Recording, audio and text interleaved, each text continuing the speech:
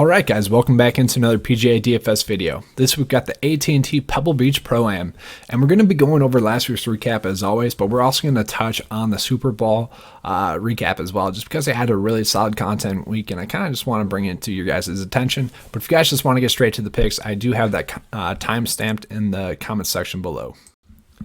Alright, so getting into last week's recap, obviously our top play on the board last week, Webb Simpson, went out and won in the playoff. That was honestly really fun to watch. 3 straight birdies and went out and won it. That was pretty cool. Our top value play of the week, Harry Higgs, had a really solid week, a top 25 finish. That was great to see. Bubba Watson was a player that we got on as the week went on. He was a high exposure play. T3 finish. Daniel Berger had a top 10 finish. Our high exposure plays did well. They all made the cut. Our core plays made the cut. They all did well. It was a really solid week. Had 6 for 6 across the cut line on my main build, my cash build. That was really successful. I had a really solid week. This has been my best week in 2020 so far in PGA DFS, so that was really nice to bounce back that way. Had some 9 to 5 followers saying that they did really well. One guy posted this morning saying that he or showing me his wins. You know, it was pretty phenomenal. He had a really big win. That was cool to see. Had a 9 to 5 Nation member saying that he took down a small GPP as well. So really solid to see all those members doing really well on the PGA DFS side.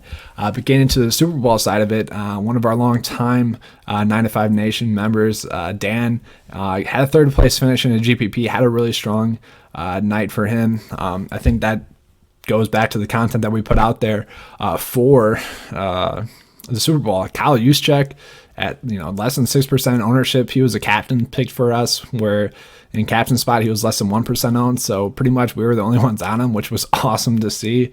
I don't really get why other people didn't, just because he was 1.6 captain picked, where all it takes for him to really hit value is like a catch or two, and that's been a strategy we deployed the whole year on the showdown side of things. So that was really cool to see. Obviously we had Deebo Samuel, Raheem Mostert, and Damian Williams as our other 3 captains picks. So if you chose one of those 3, you had a really good week and just filled it in accordingly. Mahomes, Tyreek, Kelsey, whatever. Kendrick Bourne was a player on the other end that we were kind of looking at as well. You could throw in a couple of the kickers, but it was really awesome to see the 9 to 5 followers, members doing really well this week as well. So that's what I like to see. And overall, Sunday was probably the best Sunday I've had in a long time. It was great to see the Super Bowl picks come out like that. It was a fun week. Let's get into this week. All right, so get into the Pebble Beach. This is a Pro-Am, and they do play this tournament on 3 separate courses. The final time will be played at Pebble Beach as well, so that course gets 2 events on it, or 2 rounds on it. And I do have to say that this Pebble Beach was played, or the U.S. Open was played at Pebble Beach last year as well. So for tournament history, I'm just specifically looking at the event itself. Now, I will be looking at the U.S. Open a little bit, but the course did play a little bit tougher then. The rough was a little bit longer. It was, a different time of the year as well. But I will be looking at that slightly. Some of the key stats that we're going to be looking at are going to be ball striking, par 5 scoring, strokes gained approach, and total driving. We just really want to key in on those players that can really hit the ball well. Some of the players that are in some really good current form are players that we've been on this whole year. Knox, Berger, Champ, Noren, and then there's some other players mixed in there. The players that has good tournament history are Phil, DJ, Casey, Day, Sneds, Furyk, and Piercy as well. All right, let's get into the picks for this week. All right, so moving on to the high tier here. The high tier is decent this week. DJ is definitely the top pick on the board. He had a T45 finish here last year, T2 the year before that, 3rd the year before that, T41 before that. His 2 starts this year have been really good as well. Patrick Cantlay is actually the best overall staff hit on the board this week. He's made 12 straight cuts. In his 2 starts at this event, he's at a T35 and a T48. He also made the cut at the U.S. Open. Paul Casey has some really good event history, a 2nd overall finish and a T8 finish. He also made the cut at the U.S. Open. He's made 11 straight cuts as well. It seems like his game is starting to get into form. I don't know if I really like paying up for him that much, but I don't really like paying up for Jason Day here as well. But he does have great event history, T4, T2, T5, and a T11 in his last 4 years at this event. He also made the cut at the U.S. Open. Jason Day, he did have that miscut, the Macoba Golf Classic. That's just kind of a throwaway. He had a month off before that, and he's taken, 2 months off since that. The whole fall swing was kind of hard to figure out this week, just trying to figure out what players are trying to get out of it. So it's kind of just a throwaway week for me, but obviously we wish he was in a little bit better recent form. Brandon Grace is actually in some really good recent form. A first, a T17, and a T9 in his last 3 starts. At this event, he's had a T28 and a T20. He is top 30 in both total driving and ball striking. He's T22 in strokes gained approach as well. So he is grading out as a pretty nice play. I just hate paying up for him that much. And that's going to be a theme this week, is we're kind of just paying up for a lot of players.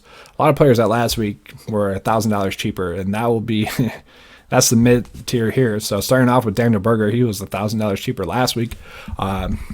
But I get it. He did make the cut at the U.S. Open here last year, but he doesn't have any event history here in the last 4 years. Obviously, in some really good recent form. Other than that Houston Open, he's pretty much just been a T30 or better. His game's trending upwards, and he is a good stat fit. T28 in total driving, 56 in ball striking, 46 in strokes gained total. He's a decent putter, decent in bogey avoidance, but he's also T7 in par 5 scoring, so he's grading out as a pretty good stat fit. Then we got Cameron Champ here, who had a T28 here finish last year. He's in some really good recent form, made 8 out of his last 9 cuts, and when he does make the cut, he's pretty much just a top 25 finish or better. He has really solid stat fit as well.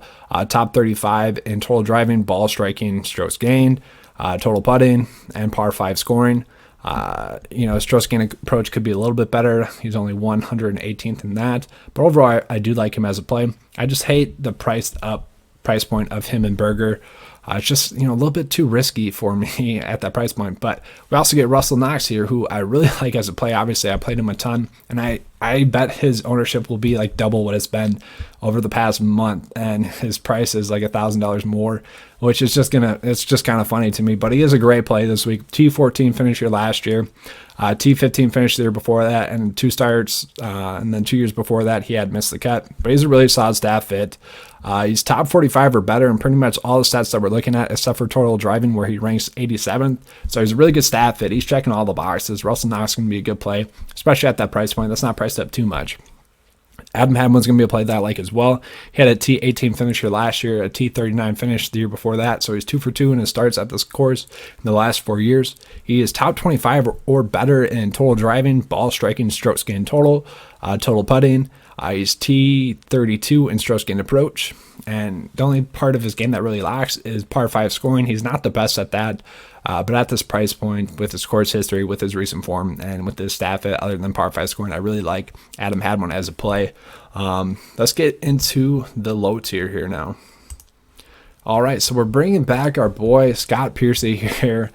Finally, he did make the cut at the U.S. Open here last year, and he has had really great course history, and it's been ascending. So that's something that we like to see. A T10 last year, T20 the year before that, and a T55 the year before that. His game is trending upwards.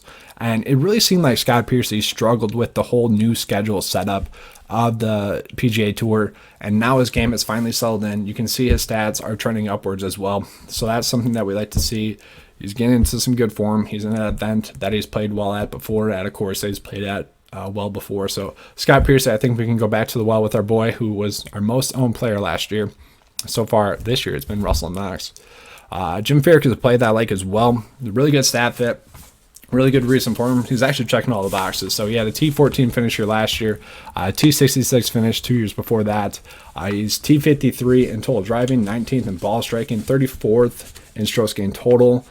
His total putting is 78th. Strokes gained approach is 11th. T8 in bogey avoidance, and T13 in par 5 scoring. Obviously, he's in some really good recent form. He's checking all the boxes. I do like Jim Furyk a lot this week. I just hate the price point. It seems like we're paying a lot for that. Scott Stallings is a play that we've been playing, I think, the last 3 events now. And this has been his best event, probably in his whole career. He's had a 3rd finish last year, a 7th the year before that, and a T14 finish the year before that. So he does have really good course history. The problem is he's not the best stat fit, but I don't mind that play. A little bit risky. Nate Lashley, if you just look at his missed cuts, 2 of them have been withdrawals, and that's because of that wrist injury. And, we don't really know how much that injury's been affecting him at all, but I do think that kind of shows up in his stats. Typically, he's a strong total driver and ball striker. He had a T45 finish here last year, and he also made the cut at the U.S. Open last year. He is T5 and par 5 scoring, so hopefully, that part of his game will be well. But we do worry about that risk. It could take, one bad shot from the rough to aggravate that again, and he could withdraw. But hopefully that doesn't occur. I do like him as a play this week. I do wish he was a little bit cheaper, though. I wish he was a value play this week. And then Matthew Naismith and Nick Taylor, both going to be plays that I really like this week. Nick Taylor, strong stat fit.